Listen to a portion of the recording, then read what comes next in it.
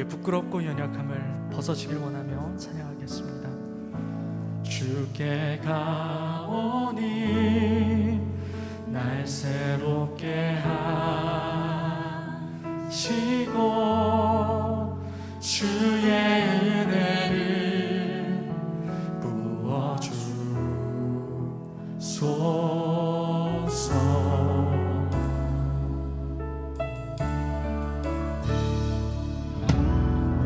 내 안에 발견한 나의 연약함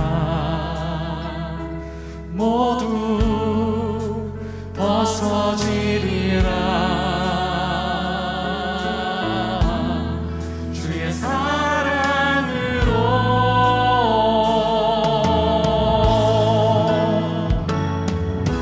주 사랑 나를 붙드시고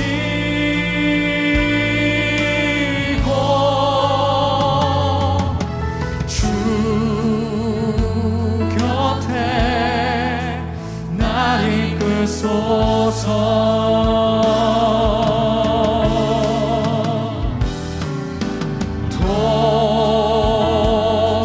독수리 날개쳐 올라가듯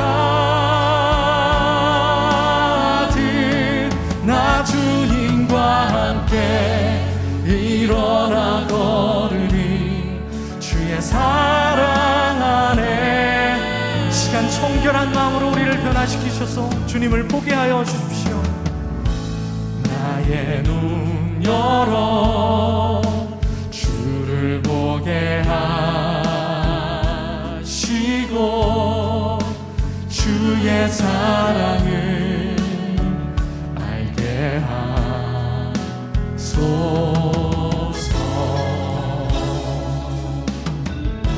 매일 나의 삶에 주님의 뜻을 이루며 살도록 주님 우리를 새롭게 하여 주옵소서.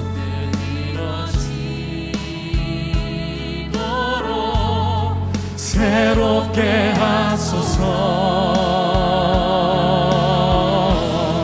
주의 사랑으로 주 사랑 우리를 붙드시고 주 사랑 나를 붙드시고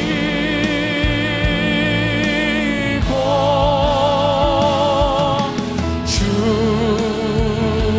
곁에 날 이끄소서. 주님이 민족에게 새 힘을 주사 독수리가 날개치며 올라감 같게 주님 새 힘을 더하여 주옵소서. 다시 일어서게 하여 주옵소서. 하듯 나 주님과 함께. 우리 중보하며 기도할 분 기도하시고 마지막으로 우리 찬양합니다. 주 사랑 나를 붙드시고 주님의 곁에 우리를 이끄소서. 주 사랑 나를 붙드시고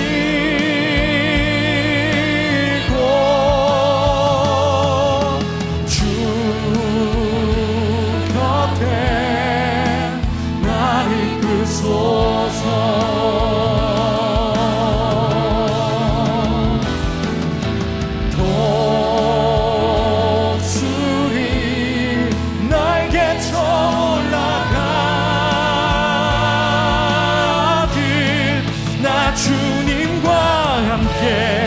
일어나 걸으리 주의 사랑 안에 나 주님과.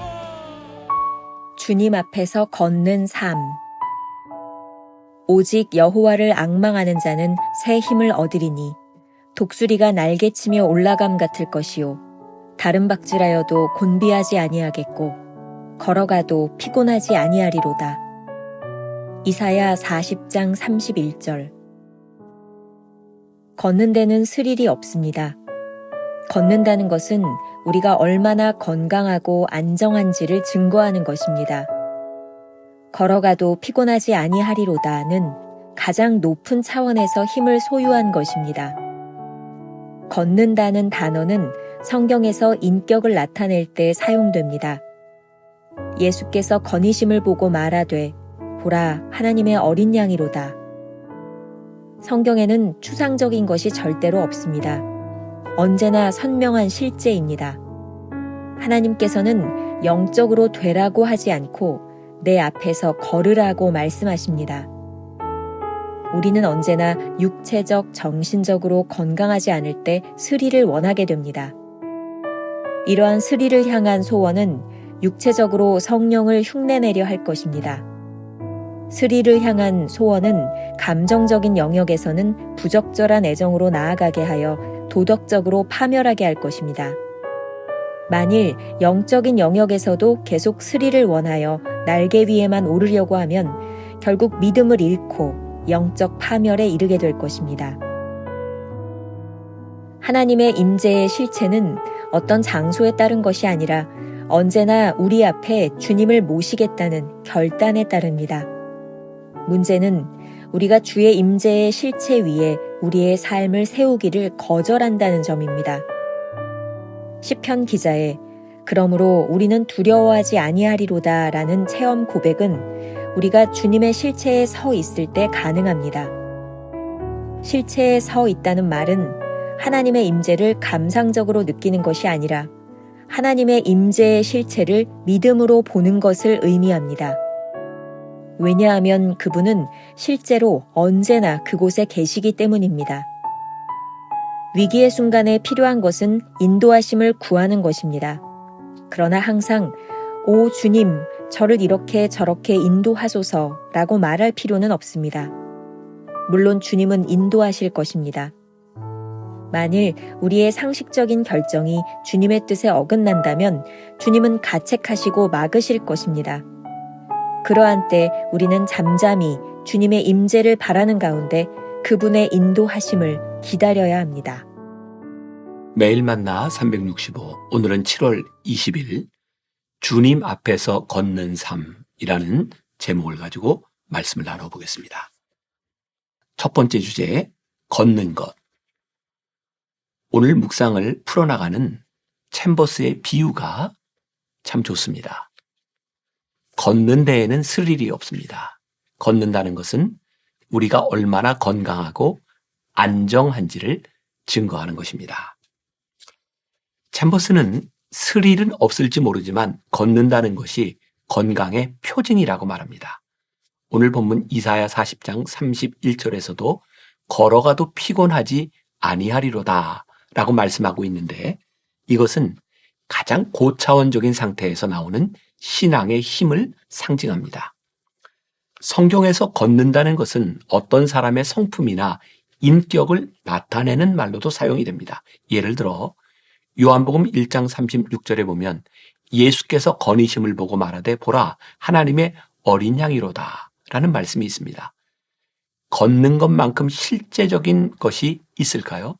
주님의 걸으심을 보고 그분이 하나님의 아들임을 알아보았습니다. 우리의 영적 상태도 마찬가지입니다. 영적으로 사는 것은 주님 앞에서 걷는 것입니다. 주님 앞에서 걷는 것은 우리의 구체적인 일상을 주님 앞에서 살아가는 것입니다. 그 모습을 보고 사람들은 우리가 누구인지 알게 됩니다. 걷는 것은 특별하지 않습니다. 가장 보통의 삶을 이야기합니다. 챔버스는 육체적으로나 정신적으로 건강하지 않을 때 스릴을 원한다고 말합니다. 스릴을 원하면 우리는 곧 위험에 빠질 것입니다. 감정적 기복은 도덕적으로 안정적이지 못하다는 증거입니다. 기억하십시오. 만일 영적인 영역에서도 계속 스릴을 원하여 날개 위에만 오르려고 하면 결국 믿음을 잃고 영적 파멸에 이르게 될 것입니다. 기억하시나요? 챔버스는 특별할 것이 없는 일상의 삶에서 우리의 영적 상태가 분명하게 나타난다고 말했습니다. 하나님의 비전이 없는 지루한 일상이 우리의 영적 상태를 보여주는 시금석이 될 것이라고 말했습니다.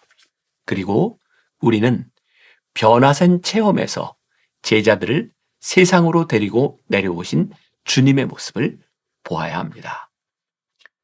우리가 기억해야 될 한 줄 노트. 진정한 사역은 영적으로 신비한 체험을 한 상태가 아니라 그 상태를 벗어난 일상에서 이루어집니다. 두 번째 주제, 주님의 임재 앞에서.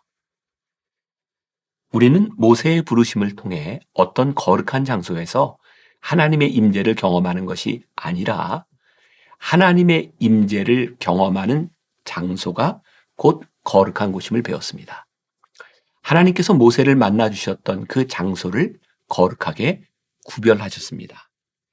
우리는 자꾸 거룩한 장소를 찾아 헤매면서 정작 하나님의 임재 앞에는 서려고 하지 않습니다. 하나님의 임재 앞에 서는 것은 언제나 우리 삶에 주님을 모시겠다는 결단입니다. 자, 이제 주님의 임재 앞에 서는 것에 대해 생각해 보겠습니다. 이 말은 주님의 임재를 감상적으로 느끼는 것이 아니라 믿음으로 보는 것입니다. 실제로 우리는 늘 함께 계신 주님을 믿음으로만 볼 수 있습니다. 우리가 주님의 실체를 경험한다면 위기의 순간이 찾아올 때 그분의 인도하심을 구할 수 있습니다.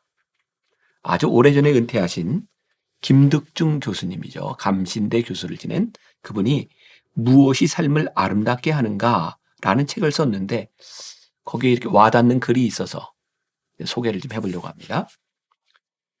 대학교 4년 동안 그리고 대학원 2년 동안 내게 라틴어를 교수해 주시던 파울로스 교수님께 배운 것 두 가지를 꼽는다면 하나는 라틴어이고 다른 하나는 하나님의 눈을 의식하는 마음입니다. 대학을 졸업할 즈음 같은 학과 친구와 함께 교수님 댁을 찾아간 적이 있습니다. 잠깐 만나 뵙고 나왔지만 그때의 방문이 나에게는 두고두고 기억되는 사건이 되었습니다. 당시 그분과 나누었던 대화는 한 가지도 기억나는 것이 없습니다. 오직 그분의 방에 붙어있던 라틴어로 쓰인 짧은 문구였습니다. 라틴어로 Me vidit Deus 라고 하는 말이 있는데 하나님이 나를 보고 계신다 라는 뜻입니다.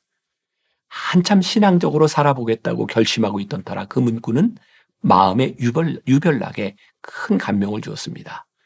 나를 바라보고 계신 하나님의 눈을 의식하며 생활한다는 것은 정신적으로는 큰 부담이 될 수 있겠으나 코람데오, 즉 그 눈을 의식하며 하나님 앞에 경건하게 산다는 것은 얼마나 우리의 삶을 진지한 자세로 만들어줄까요?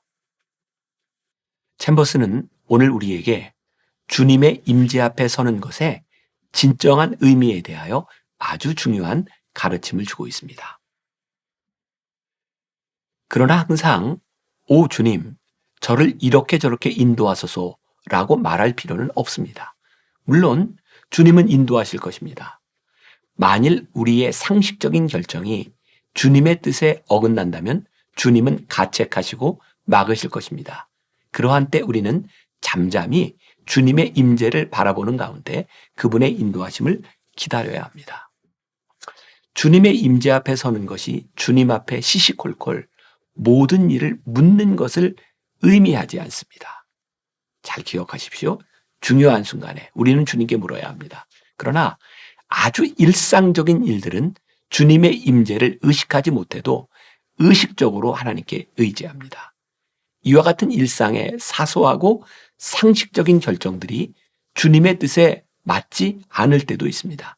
분명한 것은 이런 상황이 오면 주님이 우리의 마음에 가책을 주시거나 막으신다는 것입니다.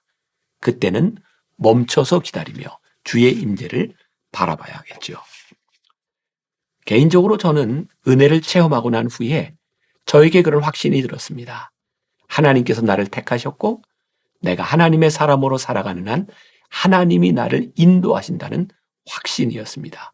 그러니 자꾸 하나님의 뜻을 묻는 것이 아니라 용기를 가지고 하나님의 뜻대로 살아가는 마음이 필요하다는 것을 알았습니다. 만일 내가 잘못된 결정을 하면 하나님께서 막으실 것이고 올바른 결정을 하면 하나님께서 시온의 대로를 여실 테니 말입니다. 그때 우리에게 필요한 것은 하나님의 인도하심을 들을 수 있는 귀와 열린 마음이라는 사실을 깨달았습니다. 오늘 챔버스가 이야기하는 주님 앞에서 걷는 삶이 바로 그런 것이 아닐까요? 우리가 기억해야 될 한 줄 노트. 하나님 앞에 진지하게 설 때 인도하시는 은혜와 막으시는 은혜를 동시에 경험하게 됩니다. 오늘 하루 이런 질문을 가지고 살아볼까요? 오늘 여러분은 하나님의 임재 앞에 서 있습니까? 열린 귀와 열린 마음이 있습니까? 말씀 앞에 순종할 준비가 되어 있습니까? 기도하겠습니다. 오늘 묵상을 통해 우리는 주님 앞에서 걷는 삶에 대한 말씀을 나누었습니다.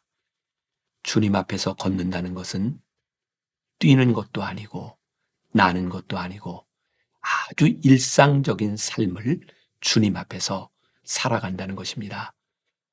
오늘 이 말씀을 묵상하며 살아가는 우리 성도들의 일상 가운데 우리들의 모습이 어떠한지를 바라보게 하여 주옵시고, 우리가 주님의 은혜로 살아갈 때에 주님께서 우리들의 삶에서 때때로 막으시는 은혜, 우리들의 삶을 새롭게 인도하시는 은혜, 이 모든 것들을 경험할 수 있도록 오늘 하루 우리의 마음을 열고 우리의 영의 눈을 열고 하나님을 바라보며 살아가게 하여 주옵시고, 오늘 하루 가운데 우리가 하나님 앞에서 이렇게 살았노라고, 하나님이 우리와 이렇게 동행하셨노라고 분명한 간증을 할 수 있는 하루가 되게 하여 주옵소서.